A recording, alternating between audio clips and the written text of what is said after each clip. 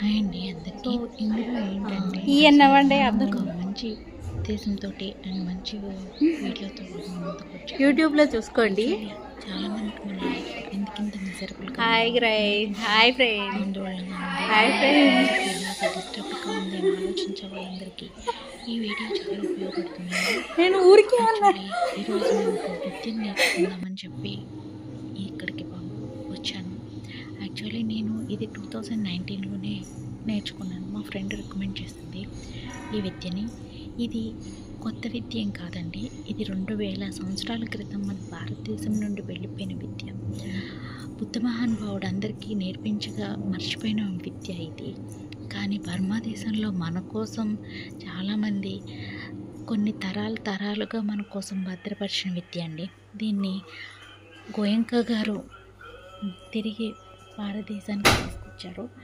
అయితే ఈ విద్య ఏంటంటే ఏ దేన్నో ఏ మంత్రాన్నో జపించడం కాదండి, శ్వాస మీద ధ్యాస నేర్పించడం. అందరికీ తెలుసు మెడిటేషన్ అంటారని, కానీ ఇది డిఫరెంట్ టైప్ ఆఫ్ అండి.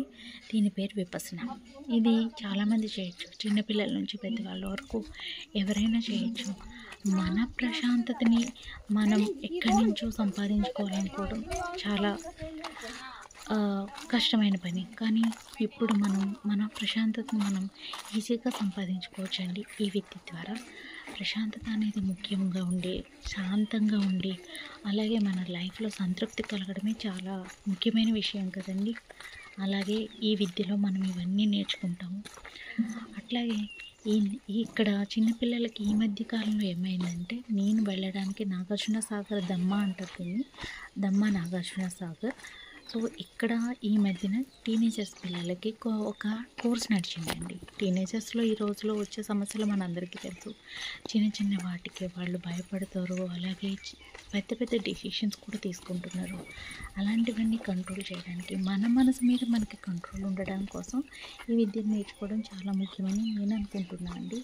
మీ పిల్లలకి ఎవరికైనా, లేకపోతే మీకైనా ఎవరికైనా ఉపయోగపడాలంటే ఈ విద్యలో మనం నేర్చుకోవచ్చండి, ఈజీగా నేర్చుకోవచ్చు. దీనికోసం ప్రైస్ కానీ డబ్బులు కానీ ఏం కట్టక్కర్లేదండి.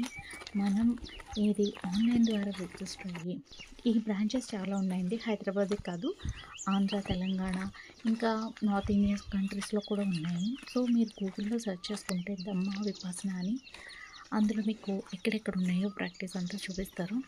అయితే మనం ఒక 10 రోజులు ఫోన్కి, మీడియాకి, మన వాళ్ళకి అందరికీ దూరంగా ఉండాలి. ఈ మధ్యకాలంలో టీనేజర్స్ పిల్లలకి కోర్స్ జరిగినప్పుడు మేమందరం, మా టీమా పెద్దవాళ్ళందరూ, సో మేమందరం వాళ్ళకి సేవకులుగా వెళ్ళాం. సేవకులు అంటే ఆ పిల్లలు ఎవరితోటి మాట్లాడకూడదు అండ్ ఒకరినొకరు టచ్ చేసుకోకుండా ఉండడం కోసం మేము వాళ్ళకి విద్యని సంపూర్ణంగా నేర్చుకోవడం కోసం మేము వాళ్ళకి హెల్ప్ చేయడానికి ఏమైనా అవసరాలు ఉంటే అవన్నీ మేము చూడాలి. సో అలాంటి ఇది ఆ కాటేజెస్ అండి. ఆ కాటేజెస్లోనే మాకు అకామిడేషన్ చాలా బాగుంటాయి అండ్ చెప్పడానికి రావట్లేదు కానీ ఇట్స్ వెరీ కంఫర్టబుల్. అలాగే మనం ఎక్కువ ప్రకృతిలో కలిసిపోతాము, అలాగే చాలా న్యాచురల్కి దగ్గరలో ఉంటాము. సో మన పని మనం చేసుకుంటూ మౌనంగా ఉంటూ ఉన్నన్ని రోజులు మౌనంగా ఉండాలి. అట్లాగే ఒకరి కళ్ళలో ఒకళ్ళకు చూసుకోకూడదు. అలాగే భార్యాభర్తలైనా సరే ఒక రూమ్ ఇవ్వరండి, సపరేట్గానే ఉంచుతారు. అమ్మాయిలకి వేరే రూమ్, అబ్బాయిలకి వేరే రూమ్. మనం పూర్తిగా వాళ్ళ దగ్గర సరెండర్ అయితే మన మైండ్ నమ్మి వస్తేనే ఏదైనా జరుగుతుందండి. నమ్మకం లేకపోతే మన ఇష్టం.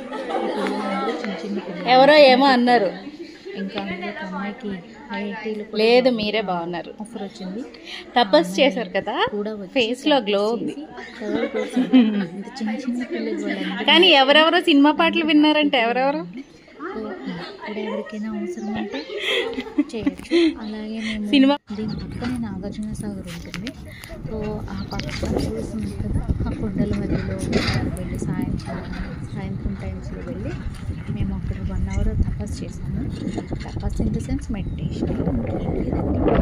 ఏం చెప్పించుకోవాలి, అది పొరపాటుగా కూడా మీరు ఎవరు అనుకోవద్దు. ఇది దేవుడికి సంబంధించింది. ఏ మతమైన, ఏ కులమైన ఎవరైనా రావచ్చండి. మనకి తర్వాత ఏం చేయాలనేది చెప్తారు. ప్లీజ్ అందరూ ప్రాక్టీస్